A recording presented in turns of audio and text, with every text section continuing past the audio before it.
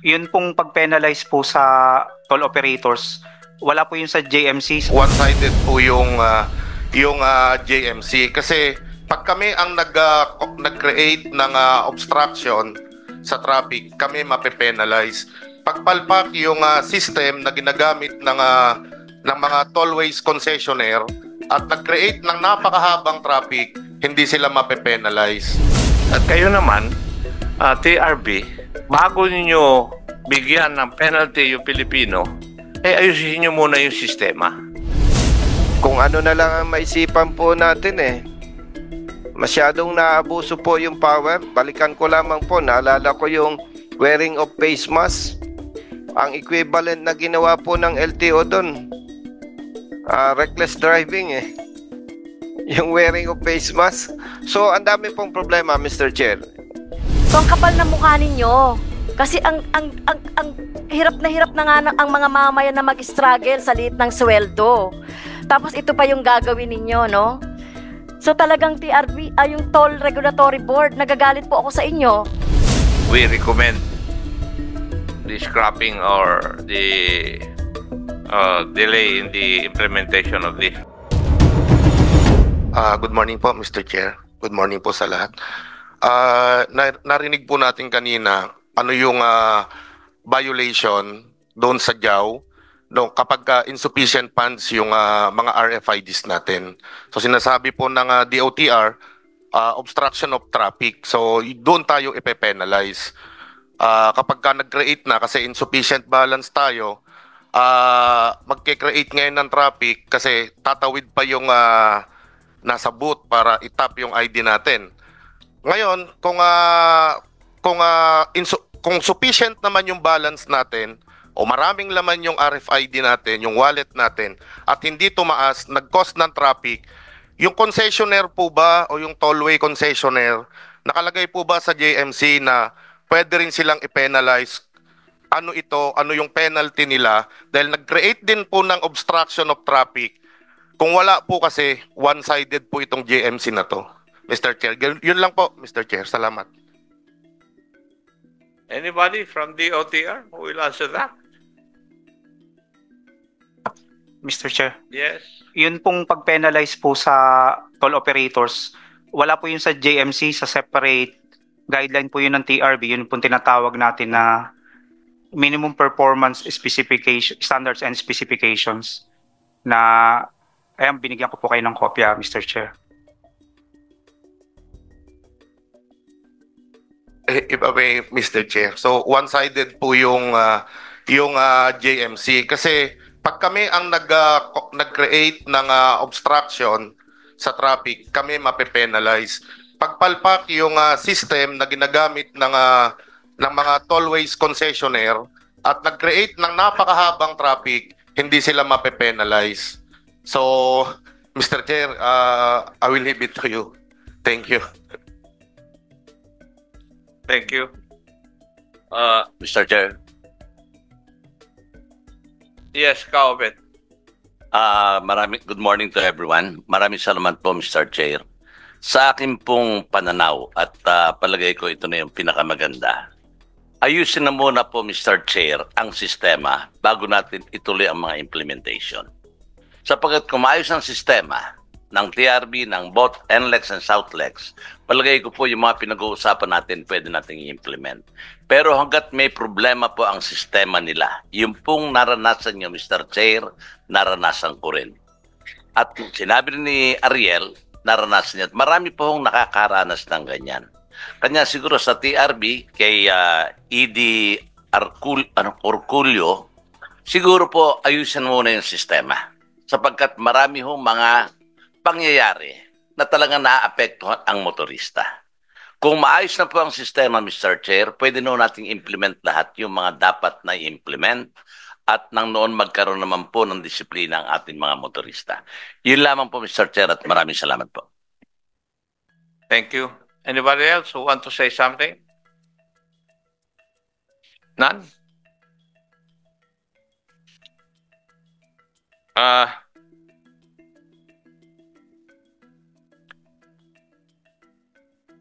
Asik Mendoza. yung sinasabi po niyong Supreme Court decision, did it authorize you to set the violation? Or it only authorized LTO to set the penalties?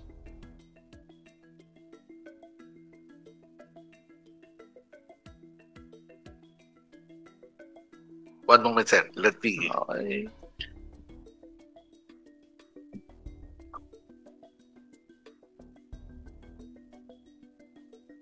Sir, it authorizes the Secretary of the Department of Transportation. No, I was not asking Yes, who sir. can set it. I was asking if the Supreme Court decision authorized you to, or authorized the Secretary of DOTR to set the fine or set the violation. Kasi ano ang kwan? It would be giving you the power to legislate. Yun ang isip ko.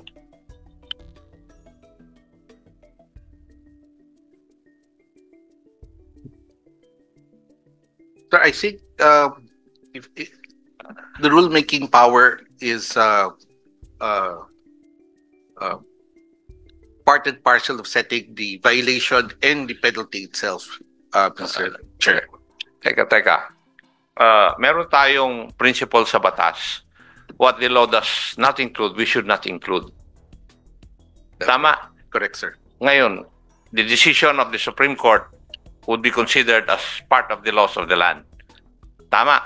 Yes, sir. Ngayon, doon ba sa Supreme Court decision na yun? Kaya ako tinatanong dahil the Supreme Court allowed you or gave you the authority to set the fine. But did it give you the authority to set the violation? Therefore, indirectly amending 4136? Sir, if I recall right, yes, sir. The rulemaking power of the department allows it to set the violation and the fine.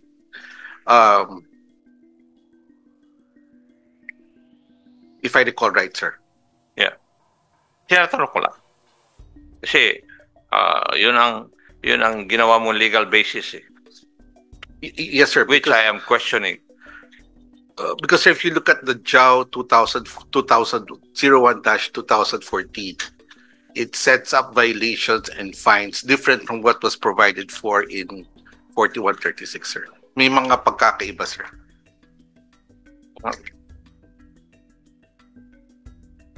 Just give me the time. Just give me the time to go over that Supreme Court decision. Now, I have another issue. May I know, TRB, how can motorists be informed of their balances based on present and available technology?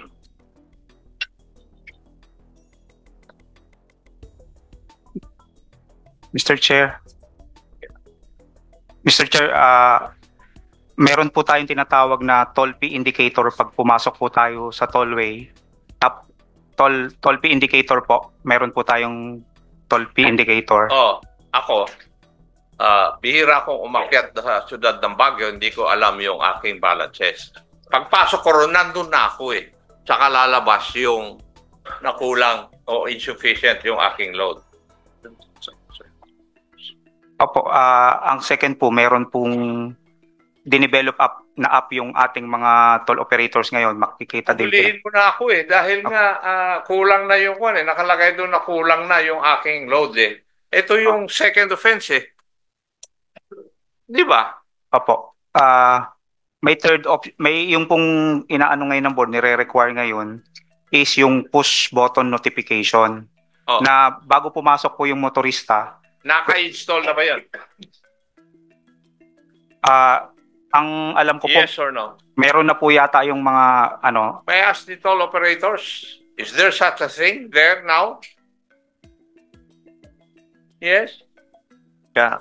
On Metro Pacific side, sir, for NLEX, Cavitex, SCTEX, we already have the app called MPT Drive Hub. Meron na rin po kaming push notification. So every transaction mabablast na po sa cellphone din ninyo. You can also check real-time yung balance sa MPT Drive Hub. You can also do reloading. Real-time na rin po yung reloading sa MPT Drive Hub app. So, yung mga merong kaalaman tungkol dyan, sila lang ang pwedeng makakaalam. How about the other Filipinos who would want to pass through your expressways? If I may, Your Honor. Yes. I'm from sa SMC group po of tollways. Sa likod po ng card of every user, meron po ng ways on how to check the balance po. Kasama rin po yun dun sa binibigay namin na terms and conditions kapag binibigay po yung RFID card. That is true also with the other. It's at the back of the card. Tama? That's correct, sir. In addition to that, we also have a 24/7 call center. Pwede pong tawagan ng mga motorista yung 135,000 for any concerns. Kung may mga complaints din po sila regarding their RFID or yung mga balance, we are providing that customer support.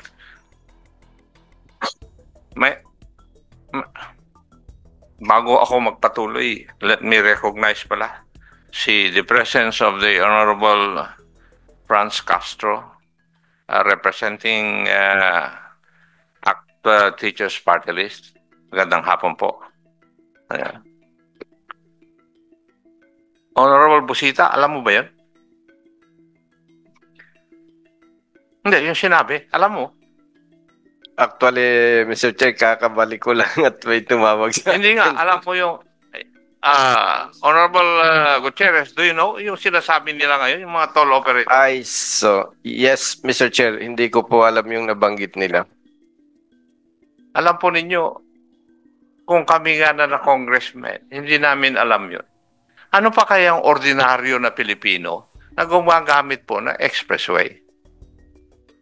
Hindi ba dapat, kliyente nyo sila, kumikita po kayo sa kanila, hindi ba dapat ayusin ninyo yung serbisyo po ninyo?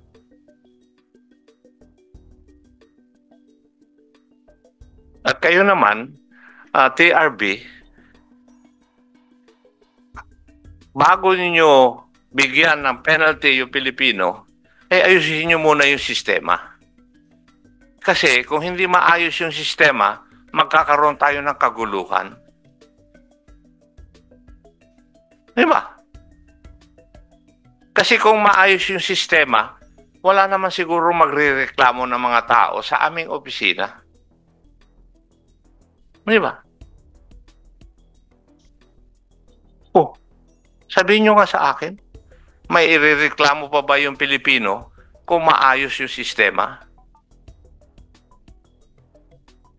Merong magrereklamo kung ako ay masasaktan pero hindi ko naman kasalanan. Kasalanan ng sistema. Magrereklamo yung tao. Until you make the system efficient, I think you do not have the right to penalize the Filipino. Yun yung aking patakaran o paniniwala.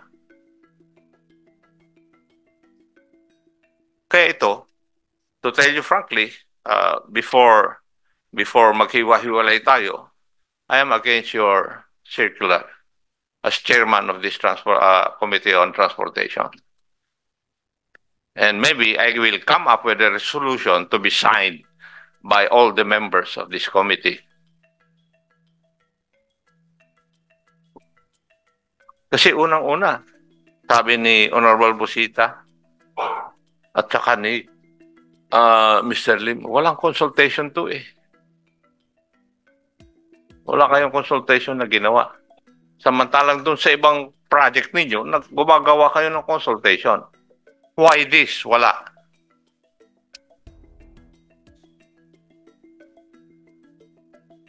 Di ba?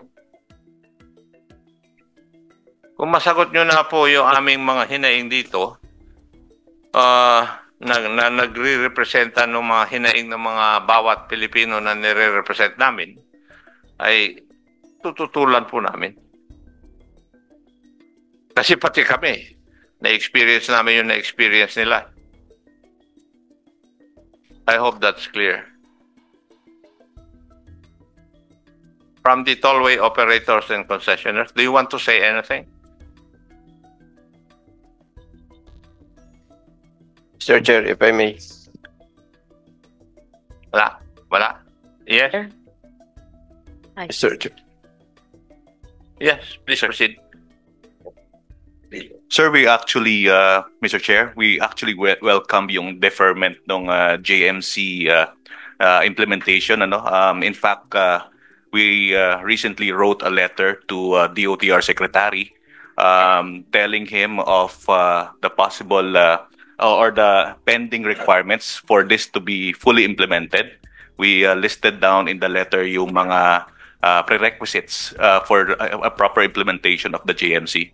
Mr. Chair, we can provide you a copy of the letter for your information. Please provide the committee a copy of that letter. Yung isang concessionaire, you want to say anything? We will just abide by the directives of the DOTR, LTO, and TRB, Mr. Chair. Okay. Franz? Yes, Mr. Chair. Kaya nga sabi ko doon sa budget hearing ng DOTR, kinesion ko rin ito itong JMC, Mr. Chair, in 2024. Kasi tama kayo, no? Wala man lang consultation, wala man lang public hearing, and yet, tingin nyo ba, mura lang itong 1,000 na ito, 2,000 na ito, 5,500 yan sa mga ordinaryong motorista? Tingin nyo ba lahat ng motoristang lumalabas-pasok sa sa mga tollways may business o mayayaman? Hindi po. Yung mga pumupunta diyan, dumadaan diyan ay karamihan diyan, Mr. Chair, no? Katulad natin na pangkaraniwan. Hindi na nga natin masyado pinapansin, Mr. Chair, yung pagtaas ng tollways no? Maya tumataas ang tollways fee, yung toll fee. Pero ito, sobra naman ito. Naranasan ko yan, Mr. Chair, dyan sa SMC Skyway Slex. Na napunta ka lang sa ibang lane, meron na silang penalty, 500. No? Kasi minsan nakakalito na yung mga sign Totoo yun, Mr. Chair. Yung sistema nila sa mga tollways ay hindi maayos. Makakalito yun sa mga motorista. Nabiktima ako niyan sa SMC. Nagbayad kami ng 500 yata o 1,000. Nagkamali ka lang ng pasok. Dahil wala akong card noon, so napunta ako doon sa merong RFID. Tapos, siningil kami ng 500 to 1,000 yata yung maalala ko. So, yan na. Yung sa SMC. So, ang kapal na mukha ninyo. Kasi ang hirap na nga ang mga mamayan na mag-struggle sa liit ng sweldo. Tapos ito pa yung gagawin ninyo, no? So talagang TRB, yung Toll Regulatory Board, nagagalit po ako sa inyo dahil ito pong ginawa ninyo na ito talaga nakapagpahirap yan dun sa ating mga motorista at saka yung mga commuters. So wag niyo pong gawin yan. Kaya talagang sinususugan ko po yung gagawin na resolution, no? Na ipatigil ito, no? Ang dinig ko pa nga, Mr. Chair, i-implement nila ng September Baka siguro nahiya dahil magkakaroon ng DOTR budget hearing. Ginawa nila ng October. Kaya mahiya naman po kayo sa mga Pilipinong struggling na sa sahod at sa pagkain, etc. Ito pa yung gagawin ninyo, no? Mag-aano kayo ng penalty. Narinig ko yung sinabi ni Chair kanina.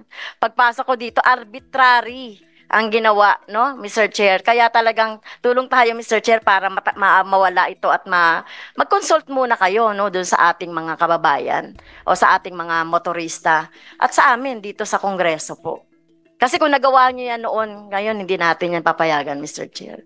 So, yun po. Kaya, Mr. Chair, no, sinabi ko na yan sa DOTR, sa TRB, bigyan nyo ako nung magkano na yung mga nasingil ninyo na mga penalty kahit na sa mga private concessionaire. Penalty as regards to doon sa mga pagkakamali na makapasok sa ibang lane o yung at anong ginawa nyo po doon sa pondo na yon. Bigyan nyo po kami ng financial report nyo tungkol doon po. Ano ba yung sinabi ko po doon sa hearing? Anong period? Mula nung ipinatupad ito, Mr. Chair, etong circular na ito. Pasensya na po, talagang nakakagalit itong joint circular. If Mr. I Chair. may, Mr. Chair. Thank you. Yes. Honorable Busita, you're recognized. Thank you, Mr. Chair. Anuhan ko lang po, Mr. Chair, yung nabanggit ni Honorable Franz Castro. Tama po kayo. Yung pong naranasan ninyo, wala pa itong hearing na ginawa ni Honorable Chair ako. Marami na po ang dumanas ng ganyan. LTO, marami na po kayong na-apprehend, nakapareho noon, na chinarge po ng obstruction. Alam nyo po, tama po si Honorable Chair Pag nireview mo yung RA 4136, walang ganun So, ito pa po, Mr. Chair, ang problema for your information po. Yung driver ni Honorable Franz Castro, may equivalent demerits yun na ini-implement ang LTO. And yung mga truck drivers po, marami dyan na biktima na ng wrongful apprehensions. And every violation, kahit hindi nila kasalanan, Mr. Chair, may equivalent demerits yan. Kaya napakaganda na nagkaroon ng ganitong meeting, no, para dito sa issue na to. So, LTO, ASEC, Mr. Chair, paki-check nga po yung, kasi kahit po nagkaroon dito ng meeting ngayon, hearing, ini-implement pa rin ninyo yan Yan. Na yung katulad po ng na-cite ni Honorable Franz Castro, pagka even sa SLEX, pag pumasok doon sa lane, probinsyano, galing sa malahing probinsya, walang RFID, automatically, pinapatikitan po ng NLEX and SLEX authorities, obstruction, na may inconsistency nga po kayo doon sa rate. Parang, kung ano na lang ang maisipan po natin masyadong naabuso po yung power. Balikan ko lamang po, naalala ko yung wearing of face mask. Ang equivalent na ginawa po ng LTO doon, reckless driving yung wearing of face mask. So, ang dami pong problema, Mr. Chair, dito sa implementation ng LTO. Maraming salamat po. Thank you. Anybody else who want to say his piece? If I may, Mr. Chair. Yes, you have the floor. Good afternoon, ma'am. We would like to investigate po yung na-cite na yung example kasi we don't have that penalty po. And as far as we're concerned, wala pong authority to authorize any penalty kung sino po yung nanghuli sa inyo. We would gladly welcome po if you can forward to us the details kasi we're not allowed to collect 500 or 1,000 pesos for yung sinabi nyo pong instance. The SMC management does not tolerate po yung mga ganyang situation. So we will coordinate po with your office if it's okay so that we can get the details so that we can investigate this po. Yes, thank you, Mr. Chair. Kasi sa dami nang nagkakamali ng ganun, kung nakakolekta kayo ng ganung penalty, baka totoo yung sinasabi ni Kong Busita na baka parang kung maisipan na lang, no? Siguro that time namalas kami, Mr. Chair, na merong naningil or merong nagpenalize. Sige, titignan ko. That was magdadalawang taon na yon nangyari. Sige po, Bago ma'am. pa lang yung SMC We will investigate it po. Skyway. Salamat po, ma'am. Thank you. Sige po.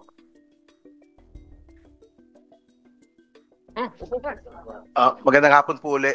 Gusto ko lang pong banggitin din yung tungkol doon sa panguhuli sa mga trucks kasi when SMC SLEX ay nag-conduct po ng summit, traffic summit doon sa kanila at nandun po kami. Of course, we were very proud na representative kami ng tracking but only to find out nung nag-report yung kanilang head, the number one violators on the road sa loob ng tollways ay mga truck. And we were surprised. So tinanong po namin, ano ang violation namin? Ang sinabi nila, truck ban. Wala pong truck ban sa loob ng NLEX. And yung pong report nila, thousands of apprehensions ang ginawa nila. Naka-charge po lahat sa driver namin yon. And ang charge po ng LTO, dahil TOP ang ginagamit, I think is something like 2,000 pesos. Gusto lang po namin, total nabanggit po, gusto lang po namin makita to, and sabi po nung ating isang resource speaker na gusto nilang imbestigahan to, if it's possible, Mr. Chair, that it be included in the investigation. Kasi saan po napupunta? Of course, hindi sa NLEX, pero ang laking pera po yung nakuha nila dahil dun sa hindi abuso, maling apprehension. Part of that, yung ayaw magpatiket ay naglalagay. So sana po ay makita rin po yung ganitong klaseng investigation. Kaya po, isa po sa gusto rin nating itanong, i-deputize natin yung mga tao sa loob ng tollways. At what extent po ba yung kanilang authority? Are they allowed to apprehend colorum operation? Kuminsan po kasi sa Manila, nagamit na po nila itong mga authority na to. To such extent, na pati tsinelas at mga chassis number ay ginagawa na nila just to have grounds para ma-impound yung mga trucks. Malaking bagay na po to. Ang sinasabi ng Presidente, babaan ang halaga ng logistics cost. And yet, ito po yung nangyayari, hindi kasama sa computation, but at the expense of the operators and the poor drivers of our trucks. Thank you po. Thank you. Yeah, kasi Mr. Chair, kayo ang nagde-deputize dun sa humuhuli dun eh. yes sir. In fact, thank you for that information, Mr. Chair. Imbestigahan po natin yan. At sisiguruduhin natin yung ma-deputize natin. Kung kailangan i-back to trading natin, we will back to trading. Lamang sa, kung meron pa hong mga ibang violations, Mr. Chair, we're more than open to listen to them para maimbestigahan namin at ma-penalize naman namin yung mga enforcers na umaabuso. Thank you, Mr. Chair. Thank you. So wala na? Mr. Chair. Yes, the Honorable Gutierrez.